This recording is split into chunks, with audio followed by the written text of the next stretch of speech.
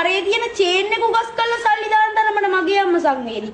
හැබැයි මම අම්මට ආදරේ කියන්නේ මං අම්මා දෙන මේවෙක් කරනවා අම්මට උදව්වක් කරනවා එච්චරයි. මම කියන්න කැමති අනිවාර්යෙන් ඔයාලා අද ගිහින් අම්මව තුරුල් කරගෙන තාත්තව තුරුල් කරගෙන ගිහින් ඉවරලා ආදරේ කියන්න. අන්න ඒකයි වටින්නේ. අපි මෙතන අඬනවා. හැබැයි අම්මට තාත්තට කවදාවත් ඒක පේන්නේ නැහනේ. අම්මයි තාත්තයි හැමදේම අපිට ඉෂ්ට කරනවා. අපෙන් දෙන දේ මොකද්ද? අපිට බෑ අම්මයි තාත්තෙන් නතු කරන්න. හැබැයි අපිටත් පුළුවන් දේවල් තියෙනවා. අපි කවදාවත් තාත්තා වැඩ කරලා මහන්සිලා ගෙදරින් අපි කවදාවත් තාත්තෙන් අහන්නේ තාත්තේ මහන්සිද? අද මොකද උනේ? අද මොකක්ද කරේ? තාත්තා මොනවද කරන්නේ?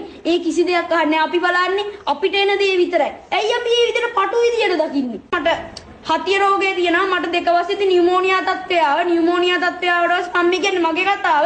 නියුමෝනියා තත්ත්වය ආවට පස්සේ මම 2 වසරේදී මට අවුරුදු 7යි. මට එතකොට බෙහෙත් කෝසයක් කරලා තියෙනවා. මට ඔක්සිජන් එක ගලවන්න පුළුවන්. මට කද්දී টয়ලට් එකට යද්දී විතරයි මට නිින්ද නැහැ.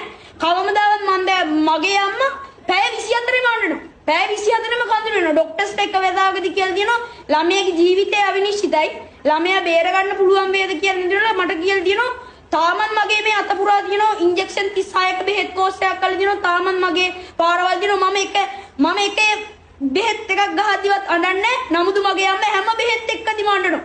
හැම එකේම අඬනවා. මුළු මේවක දෙවනත් වෙන්න මට එක ගහනේ කට්ටක් ගානේ මගේ අම්මා අඬලා තියෙනවා. මගේ තාත්තා රෑ එළි වෙනකම් මේවක ළඟ ඉඳලා තියෙනවා. නිවාඩු දාලා වැඩට යන්න නැතුව මගේ තාත්තා එතන ඉඳලා තියෙනවා. කවදාවත්ම මාව තනි කරන්නේ නැතුව.